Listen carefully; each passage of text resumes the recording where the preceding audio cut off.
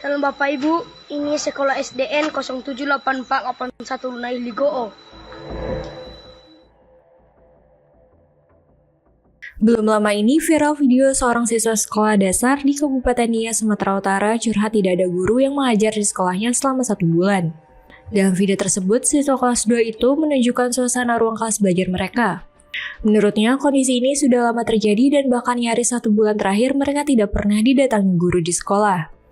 SD ini berada di Desa Lawul Hilim Baruzo, terletak di Dusun 3 yang berjarak 8 km dari pusat desa. Sekolah ini memiliki 60 murid dari kelas 1 hingga kelas 6 dengan 5 orang guru diantaranya 1 kepala sekolah dan 2 ASN serta 2 orang P3K.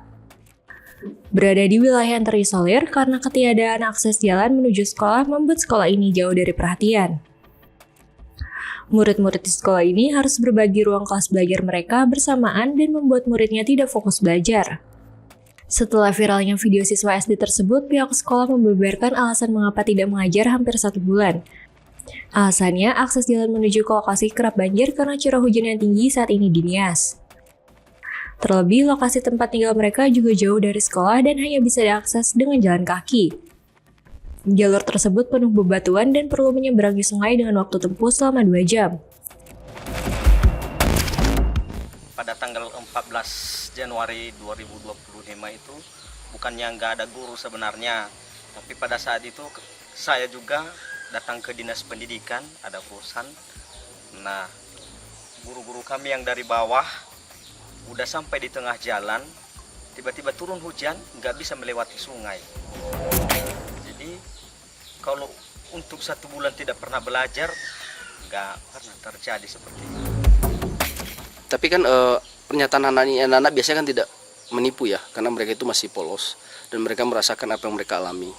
Apakah benar hanya 1 hari guru-guru tidak masuk dalam kelas atau memang benar 1 bulan sama sekali pembelajaran itu tidak ada?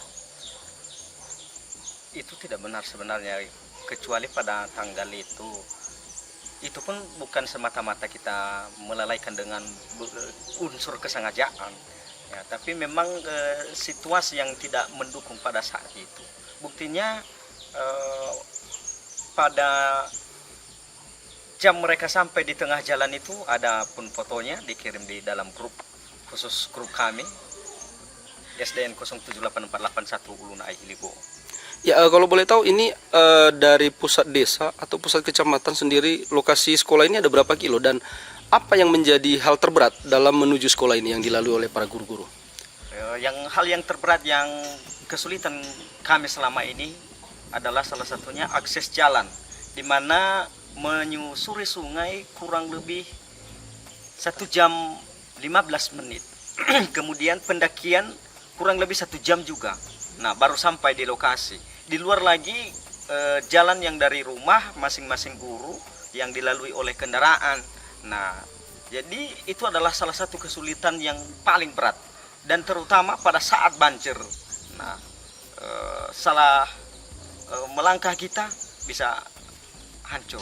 Ya kalau boleh tahu di sini ada berapa banyak guru baik ASN maupun GTT-nya, Pak? Ya, untuk ASN ada 5 orang, PNS-nya ada 3 orang, P3K-nya ada 2 orang, GTT-nya ada 4 orang.